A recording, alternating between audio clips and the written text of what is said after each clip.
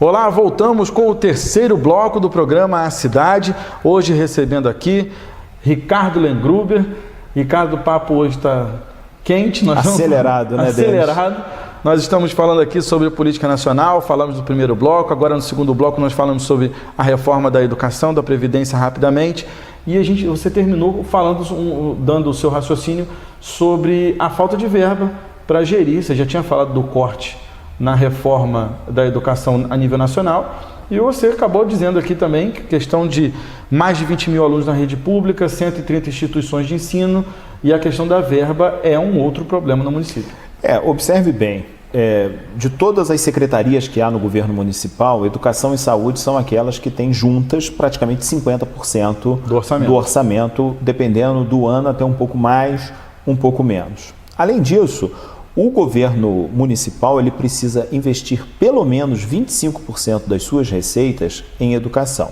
Pelo que eu andei lendo nos jornais nas últimas semanas sobre o orçamento, parece que ainda não chegou a 20%, mas até o final do ano é possível fazer balancear isso aí. Equalizar essas contas. Isso é natural que aconteça. Quando eu me refiro à falta de recursos, é que, na verdade, falta a quantidade suficiente.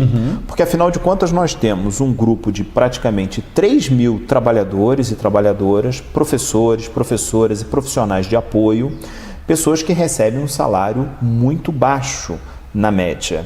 Então, seria preciso fazer um aumento salarial para que essas pessoas tivessem condições de ter um mínimo de dignidade de vida e se dedicarem à profissão na área de educação com um pouco mais de conforto, digamos assim, um pouco mais de tranquilidade. Nisso aí entra o plano de carreira? Não? Exatamente. O estudo do plano de carreira, a discussão a respeito disso, que é uma pauta há décadas do Sindicato Estadual dos Profissionais de Educação, que é o SEP, que, aliás, nos últimos 4 anos, não teve porta de entrada, não teve acesso com o governo municipal. Houve uma queda de braço séria e o SEP ficou ali deixado meio que de escanteio, sem conseguir colocar as suas pautas. Permaneceu na luta, permaneceu no enfrentamento da questão, mas houve aí um parênteses que certamente foram 4 anos perdidos com relação a isso.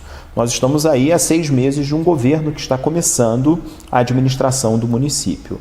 Nós ainda não vimos nenhuma mudança substancial, ok, é a primeira etapa do primeiro ano, né?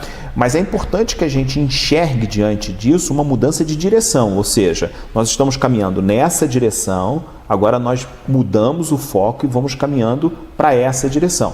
Isso eu ainda não consegui enxergar, não há um apontamento nessa direção. Aliado a tudo isso, as dificuldades orçamentárias, eu presumo que a gente não vai ter um ano com muita facilidade aí pelos próximos 6 meses. Né? E eu não sei se eu estou exagerando em dizer que nos próximos 4 anos não vão ser muito diferentes. Só para você ter uma ideia, Denis, do orçamento previsto para 2017, os 6 primeiros meses do ano arrecadaram apenas 39,40%.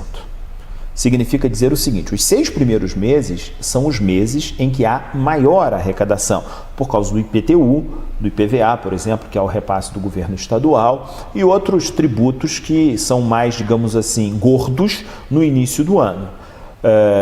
Aqueles ligados, por exemplo, ao Natal, eles vão para o ano seguinte, assim por diante. Então, a expectativa de arrecadação, me parece, não é tão positiva assim. Então, se nós temos dificuldades hoje, parece que essas dificuldades vão aumentar, se seguir. Exatamente. Isso é um efeito cascata, né? Isso vem do governo federal, vem do governo estadual e mais, né, Denner? Só para o telespectador acompanhar o raciocínio também. Quando a nossa Constituição foi promulgada lá em 1988, 30 anos atrás praticamente, havia um equilíbrio entre a arrecadação do município, do estado e da União, e um equilíbrio das despesas também, aquilo que competia a estados, a municípios e aquilo que competia ao governo federal.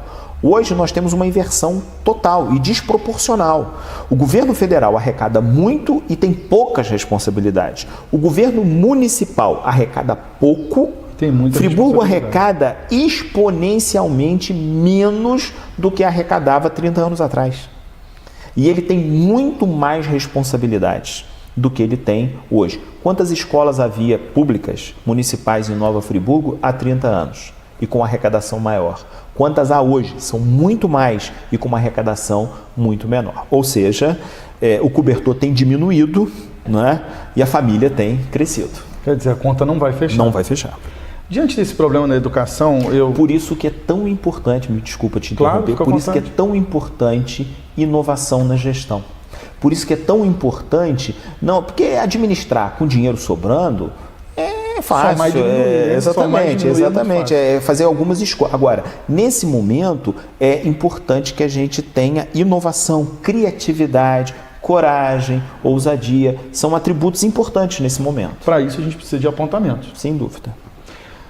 Falando da educação, um outro dia eu tive a oportunidade de conversar com o coronel do 11º Batalhão, Castelano. comandante agora o Castelano, e a gente estava falando sobre o aumento de apreensões de drogas aqui em Nova Friburgo, um número absurdo, um número alarmante, e eu fiz uma pergunta para ele, falei, coronel, eu já tinha perguntado isso para o coronel Espanha na época, falei, coronel, esse aumento que a gente vê na apreensão de droga é o quê? Mais trabalho da polícia ou realmente mais droga na rua? Porque aqui em Nova Friburgo a gente tem que ficar muito feliz do batalhão que nós temos, que é um excelente batalhão dentro do cenário da segurança pública do estado do Rio de Janeiro. Isso está diretamente ligado aos jovens que não estão na escola, não estão no trabalho, não estão em curso, não estão em nada.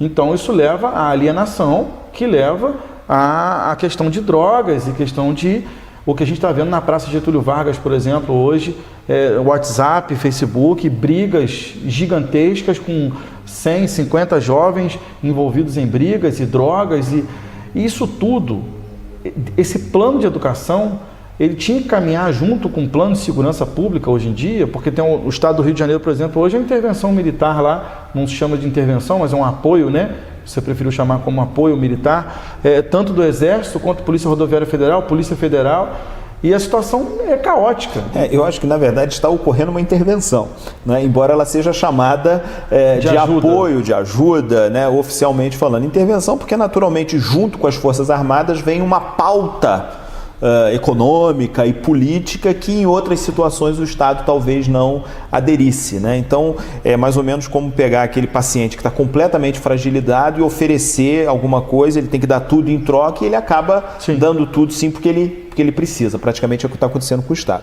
Agora, sobre política de segurança pública, política de educação, é preciso a gente entender, sabe, Denis, que infelizmente nosso país, o Estado do Rio, fez opções equivocadas com relação a política contra drogas. Porque não adianta simplesmente apreender drogas e prender pessoas, apreender drogas e apreender pessoas. Não é? Como você bem disse, basta a gente abrir o jornal, ligar a televisão e a gente encontra aumento, cada vez mais quantidade, mais pessoas e mais trabalho da polícia. É verdade, Nova Friburgo tem, no cenário estadual, uma situação ainda confortável. Muito boa. Petrópolis está em primeiro lugar, Teresópolis em segundo, Nova Friburgo em terceiro, pelos dados do jornal O Globo do último final de semana. Mas a situação é muito preocupante. Quem conhece a cidade de Nova Friburgo sabe que nós temos localidades aqui, localidades inclusive que estão equipadas como escolas públicas municipais, cujas diretoras, diretores, professores enfrentam todos os dias jovens, cada vez mais crianças envolvidas no tráfico e no consumo de drogas. Nós temos circulando na cidade a maconha, a cocaína, o crack e outras drogas, sem falar, naturalmente, nas armas, nos crimes, nos delitos que envolvem especialmente traficantes e também a garotada, menores, que estão aí sendo aliciados pelo tráfico de droga. Então não há dúvida, política pública, ela precisa ser política de integração. Não há política de polícia e política de professor. professores, policiais, forças de segurança precisam agir de maneira articulada e de maneira inteligente. Quando nós falávamos agora há pouco que a gente precisa de criatividade na administração, é porque política é isso, política é fazer escolhas, não é? Política não é simplesmente pertencer a um partido político e concorrer a uma eleição, ter um padrinho político e conseguir um determinado conjunto de votos, fazer alianças e organizar um grupo de secretarias, um grupo de ministérios. Isso é a operação da política, isso é a parte mais fácil da política. O difícil e o desafiador da política é a política como escolha, é a política como orientação, ou seja, eu sei aonde eu quero chegar, eu sei que sociedade nós estamos construindo coletivamente e quais são os mecanismos que a gente vai utilizar, as ferramentas, ao longo do tempo para alcançar aquilo. Você tocou num ponto aqui que eu sempre falei isso em conversas e já toquei esse assunto também algumas vezes aqui no programa, que eu acho que isso é uma falha que vem na Constituição brasileira, é uma falha, na minha opinião, absurda. No Brasil, o que você vê é todo mundo brigando ou por classes ou por questões individuais. Não existe aqui um raciocínio sobre sociedade. Não existe. Eu nunca ouvi ninguém falar que está querendo tal coisa ou brigando por tal motivo a respeito de qual é o direito que a sociedade tem? O direito que mas eu tenho direito a botar minha casa mais para a beira da rua, o outro tem direito a botar o quintal para não sei da onde, o cara tem direito a colocar o carro onde não devia, construir uma casa porque ele já fez a casa no terreno que não podia, agora não pode mais tirar ele dali. Então, os países do primeiro mundo não é assim, é o contrário. Peraí, isso aí vai afetar a sociedade? Isso vai causar algum dano à sociedade? Então isso aqui não pode. Então, o direito da sociedade, ele sempre prevalece pelo direito do indivíduo. E aqui nós não temos isso. Aqui é uma coisa muito individual, o que gera muito conflito na minha colocação. Na verdade, sabe, Denis, eu tenho alguma dificuldade em simplesmente elogiar outros países, não que você esteja fazendo isso, e malhar, né, a nossa sociedade. Porque, infelizmente, nós tivemos um processo de colonização, não é, que explorava as pessoas até a sua última gota de sangue. O Brasil, de 500 anos de história, nós tivemos praticamente 400 mergulhados em escravidão legalizada.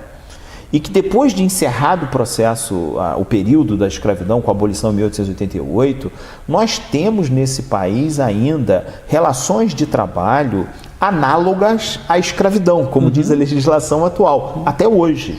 Então, nesse cenário, é razoável que as pessoas procurem se acotovelar para defender naquela história, né? Quando a farinha é pouca, meu pirão primeiro, né?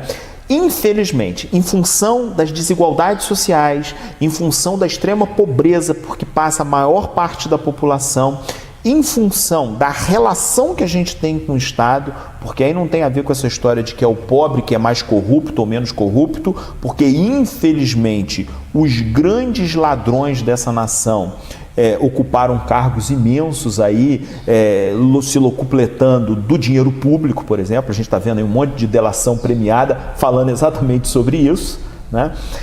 É exatamente o que você falou, é a confusão entre o público e o privado. Uma sociedade que deseja avançar, ela precisa pensar em termos de coletividade. Ela precisa pensar na rua como pública, na praça como pública, na escola como pública, no hospital como público, na televisão como pública. Tudo como público. Ou seja, como equipamentos e como instrumentos para a dignidade da vida da coletividade. Agora, para que haja dignidade para a coletividade, é preciso que às vezes o indivíduo recue. É preciso que às vezes ele tenha um pouquinho menos. E infelizmente, eu concordo com você, não é isso que a gente enxerga. Pois é.